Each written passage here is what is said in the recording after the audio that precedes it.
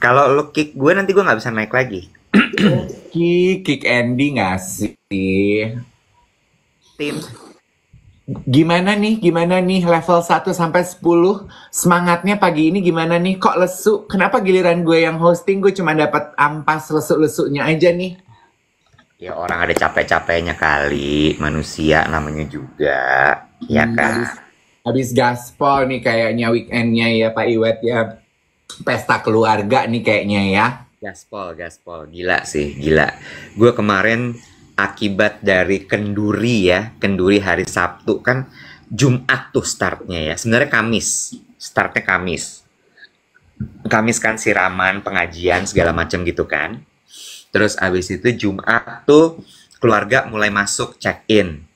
Udah mati.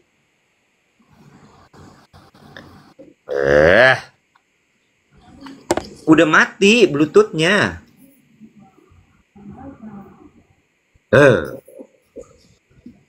Ngomong lagi apa enggak nih? Lanjutin. Sanksi banget lu ketek. Terus abis itu Jumat mulai check-in tuh. Ya kan? Jumat mulai check-in. Terus udah gitu, lu tanya dong tugas gue ngapain sebenarnya? Lu kemarin udah spill pas kita Jumat terakhir ketemu, lu ngangon keluarga lu yang sepuh-sepuh toh? Enggak, sebenarnya judulnya adalah penghubung antara WO dengan keluarga. Liaison. Tapi pada akhirnya begitu ada satu orang yang menjadi PIC, lo tahu dong apa yang terjadi? Semua nyarinya lu. Semua nyarinya gue. Gitu. Tadinya tuh cuman ngapain tuh penghubung keluarga gitu kan gue tanya ya.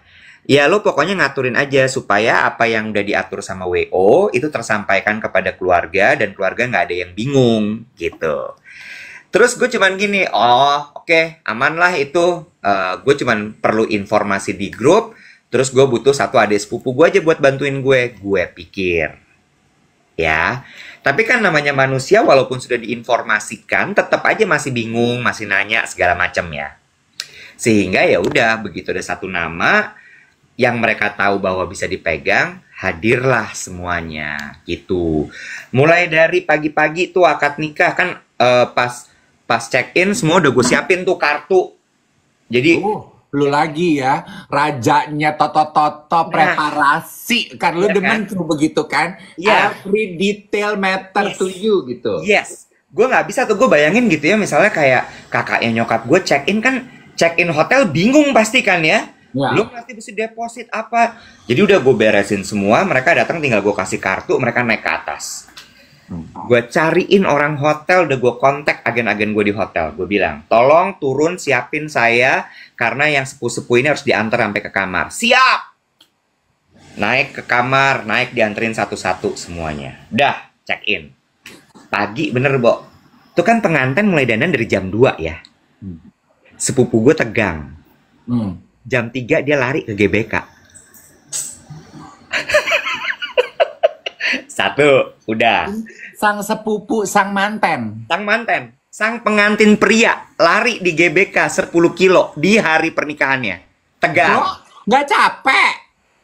He just need to release his team. Oh my god. Gokil ya, jam 3 pagi. Gue susulin setengah 4. Mana nih orang? Lu juga, lu kayak pas pampres gitu lari di belakang. Iya. Apa namanya? Iya. Putra.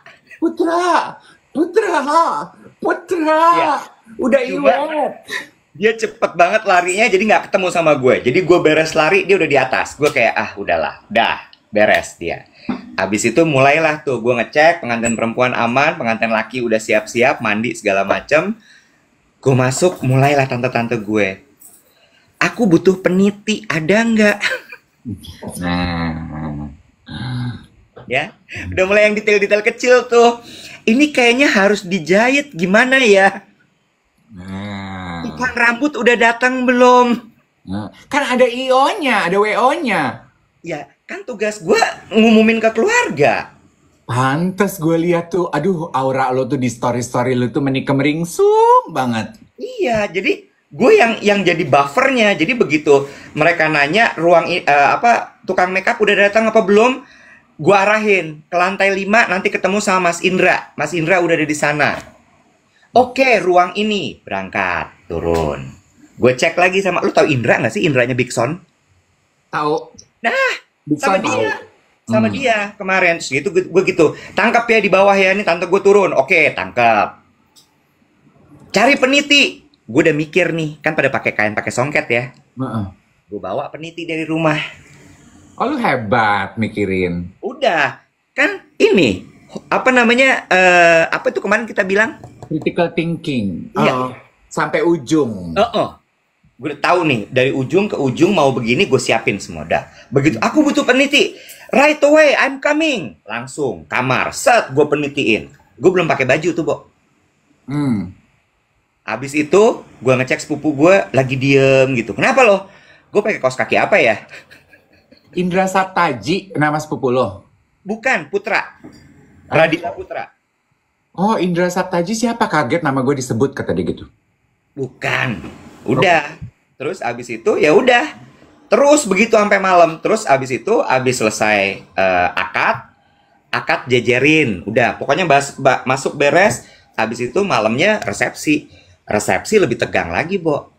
Lu nge-MC ya? Enggak. Ya kali gue pakai nge-MC segala. Ya kak, ya kan. Nah, gila ya, gue tuh nanya. Gue tuh kayaknya tuh engage gitu di cerita lo, setan. Kagak, gue nggak nge-MC. Nggak nge-MC. Gue kok kalau ada acara kayak keluarga gitu, gue udah nggak mau nge-MC. Terus udah gitu, udah malam pakai ada acara adat kan. Ada acara manjakwi, marapulai, segala. Disiapin lagi tuh keluarga, sepupu mesti dimasukin ke dalam. Duduk. Wah, gila sih itu. Terus malam foto keluarga, wah itu rungsing banget, Bo. Foto keluarga tuh rungsing banget. Yang lo lakukan di pinggir panggung tuh manggilin nama doang, itu nggak ada apa-apanya dibanding yang ngangon untuk naik ke panggung. Emang. Dan ngumpulin semua orangnya.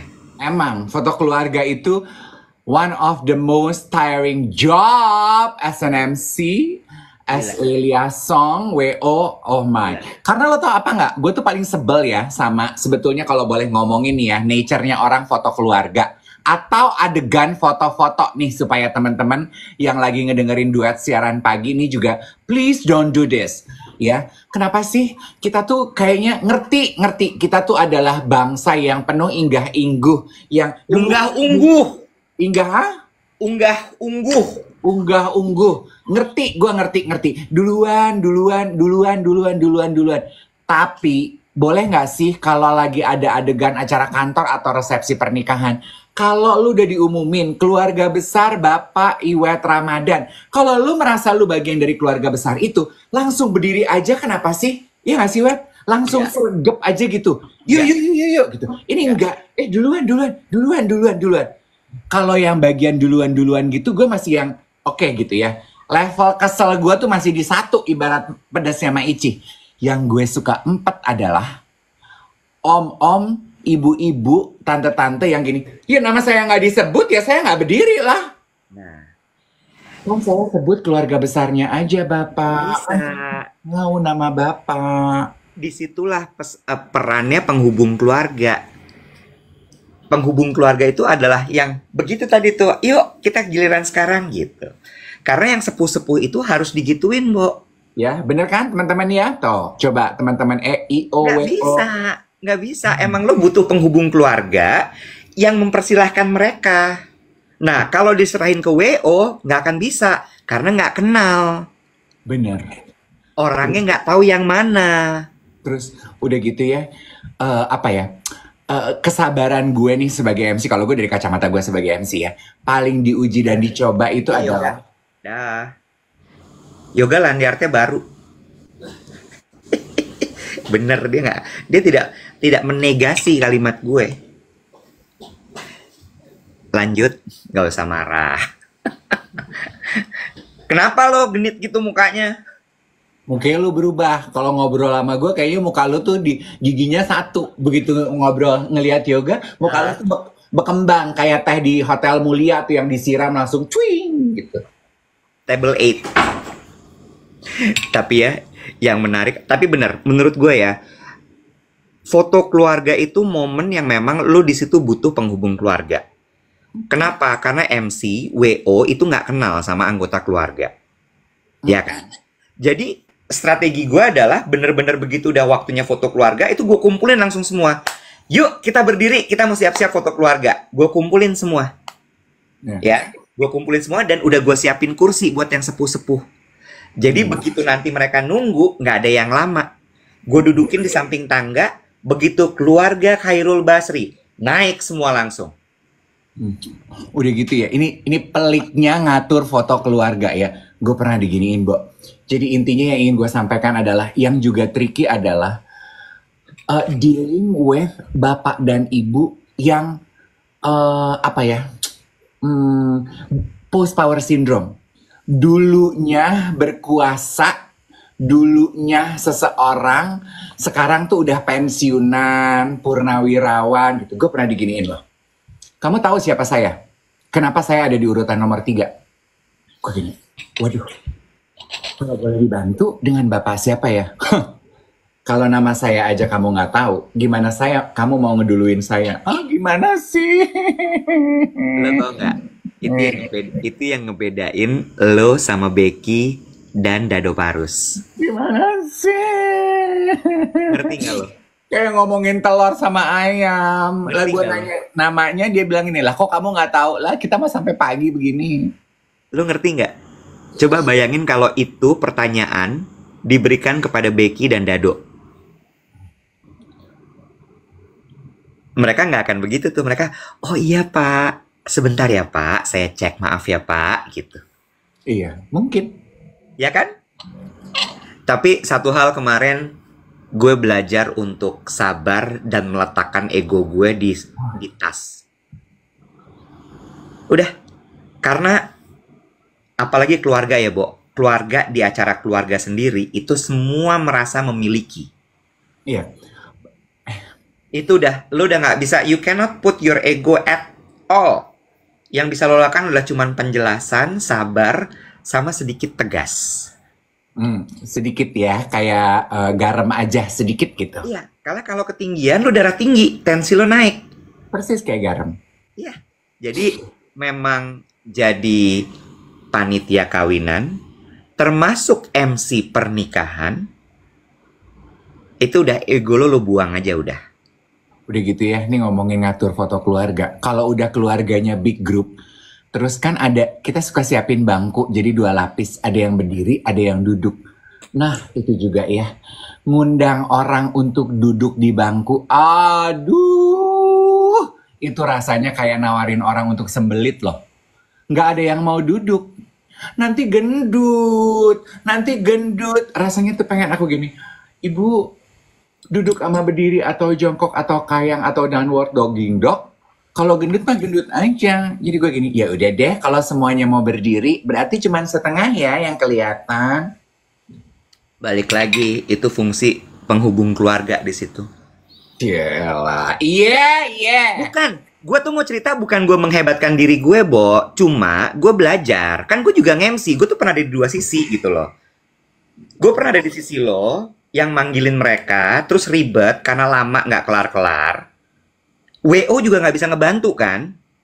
Lo nengok sama tim WO, tolong dong gitu. Dia juga gitu kan? Bener nggak? Tapi itu hanya kalau gua kan klien gue mostly Chinese ya, Iwet ya. Nggak ada penghubung keluarga, Nek. Nah, maksud gue balik lagi. Memang harusnya ada satu yang ditugaskan untuk itu gitu. Gitu, jadi semua tugas itu akan lebih baik. Dah, gitu aja. Di umur lo segini lo masih ditanyain nggak? Kemarin? Udah enggak sih ya? Udah enggak, karena bentuknya udah nggak nanya lagi. Tapi? Bentuknya udah gini. Kan ada bridesmaid. Aduh. Udah nggak ditanya, cuman gini.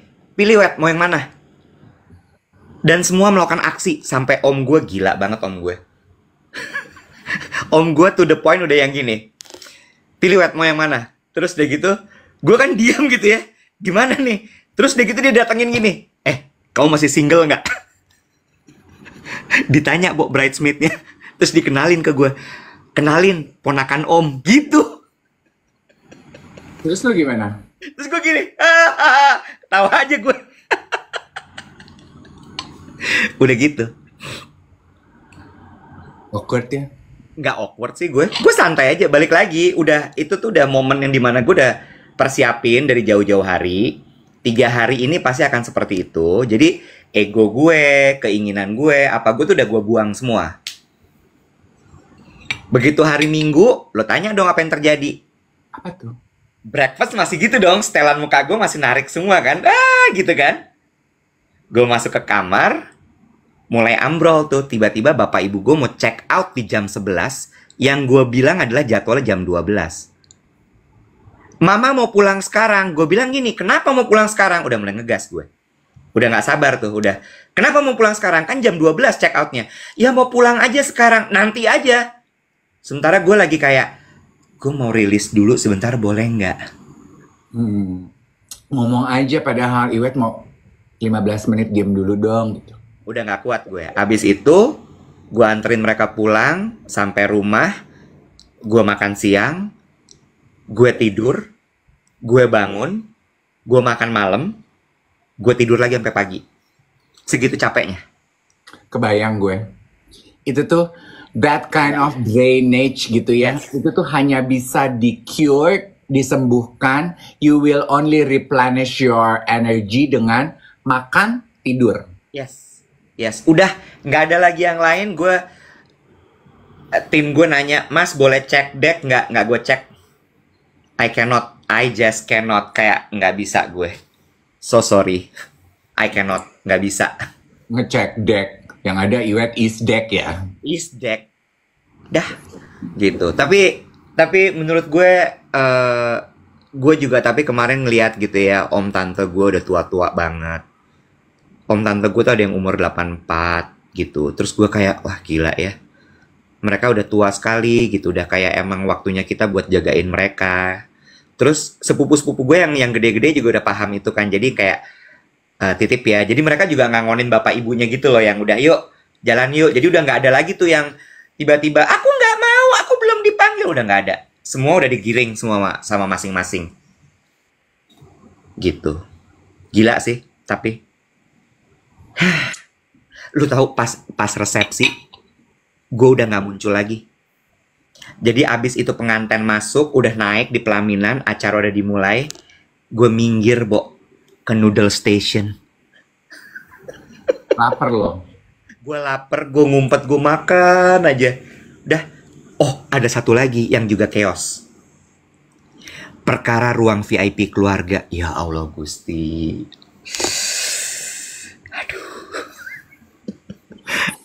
That also crazy. Semua mau masuk kan ke situ. Terus pertanyaannya, kalau semua jadi VIP, apa bedanya ya? Ya itu dia. Even though ya udah dapat kartu VIP pun juga tetap aja masih kayak, wah gila sih nih. Karena ada yang digeret, kan satu keluarga jatahnya udah dihitung kan, 4 keluarga, 4 orang gitu, satu keluarga 2 orang. Bawa kartu VIP-nya ya, masuk gitu. Geret aja, kamu ikut aja, ayo masuk gitu. Dah, double. Udah tuh gue di situ udah gini gue. Not my job. Terus gue melipir. Kebayang nggak lo, ngusir orang? Maaf, tante, om sama tante nggak bisa duduk di sini. Gue mau ngomong apa? Bener nggak? Gue tuh kalau menanggapi yang kayak gitu ya, cuman gini, Kak Dev kok diam aja? Iyalah, abis kan dia lagi cerita, gue diam aja. Terus dari tadi kan kayaknya negasi. Gue mau bilang gini, gue tuh suka ngobrol, gue suka nyolek temen gue, partner MC gue gini. Kita kalau tua jangan gitu ya, Nek. Iya ya, kita saling mengingatkan ya, jangan begitu. Terus walaupun mungkin naturally ada hal-hal yang nggak bisa ditahan ya, kita tuh akan jadi lebih childlike, kita akan jadi lebih butuh perhatian. Iya, tapi minimal berusaha untuk dinetral lah, nggak terlalu ngerepotin. Lo sempat baca nggak sih? Aduh, I forgot ya, aku baca di mana itu. Di Instagram kanal beritanya warnanya merah kalau nggak salah. Berita Satu atau BBC ya. Indozone, Indozone. Oh enggak, aku nggak follow Indozone. Oh, nggak follow Indozone. Jadi ada couple opa oma gitu ya di Bogor, Iwet. Ini sedih deh, karena diskusinya mengalir adalah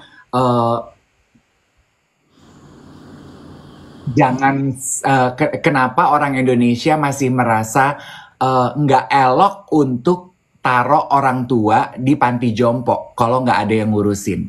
Iya. Karena couple opa oma ini ditemukan berhari-hari udah tidak ada di rumahnya dia. Gue tahu, gue kemarin diceritain sama temen gue juga. Dan dia tadinya tuh kayak dia kerja di mana gitu si opa, departemen something gitu. Iya kan? Iya, terus yang sebenarnya dirawat tuh omanya. Bener ya? Omanya memang udah jatuh bintang radio atau apa gitu. Omanya memang sakit, dirawat sama si opa. Lalu kemudian opa meninggal. Lalu kemudian oma menyusul. Terus orang-orang di lingkungan tersebut, kok opa sama oma udah nggak jalan pagi nih. Kemana mereka? Dicari, diketok-ketok ke rumahnya. Udah bau ya. Akhirnya didobrak itu pintu. Gitu. Itu kan maksudnya gue baca berita itu ya, gue sih seneng dalam arti gini, aduh ini kayaknya true love story banget ya.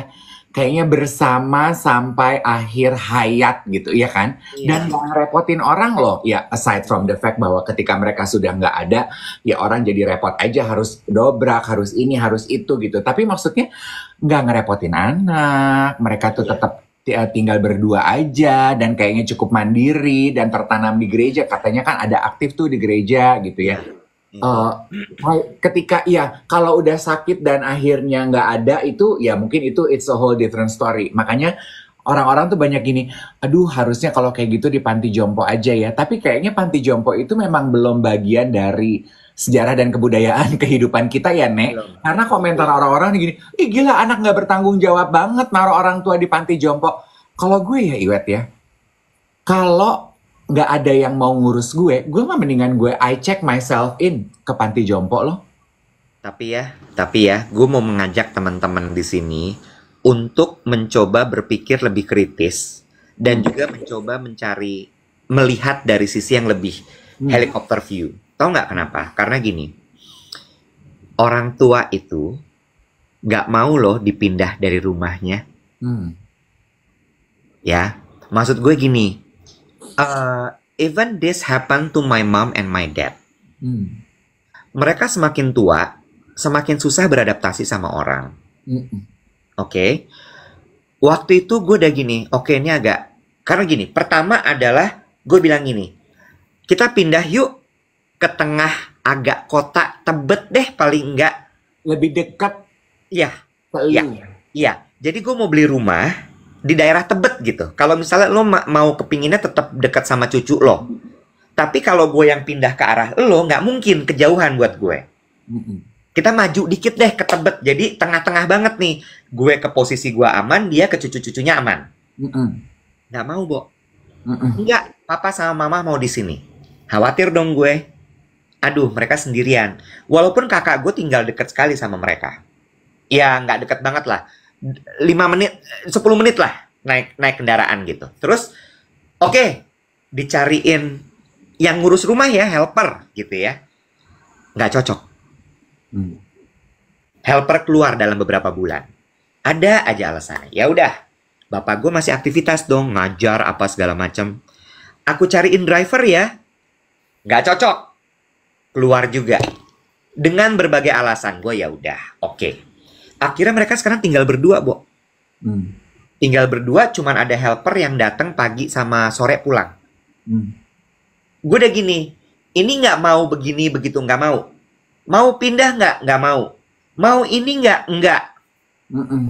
Tinggal di rumah kakak gue pun 2 hari mau pulang. Nggak enak, nggak betah segala macam. Ya udah. Akhirnya solusi kita sekarang adalah CCTV. Ya kita khawatir dong. Maksud gue, jangan juga langsung ngejudge. Well, kita nggak tahu ya yang terjadi di keluarga si opa sama oma seperti apa.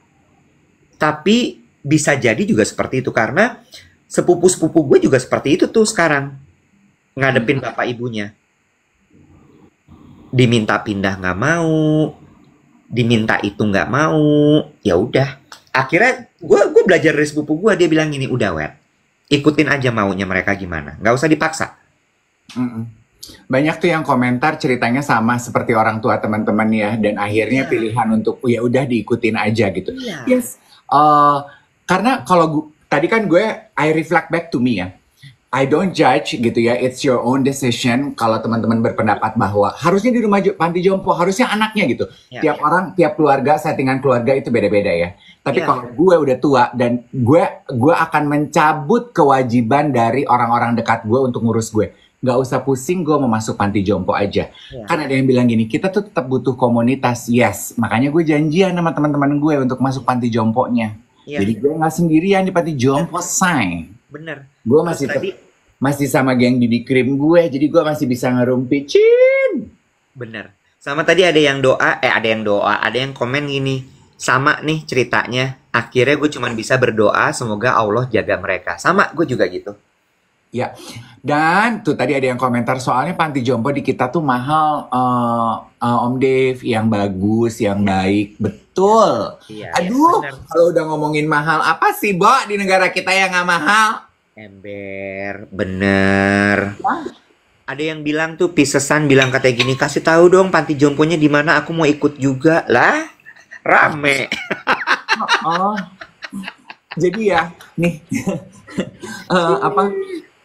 apa ya, rencana pensiun boleh tuh dipikirin sampai sepanjang itu, guys. Kalau emang lo berencana untuk tinggal sendiri, lo masih single, lo memutuskan untuk tidak menikah atau kembali single, karena banyak tuh teman-teman gue ya yang udah masuk usia 50, 60 memutuskan untuk kembali single.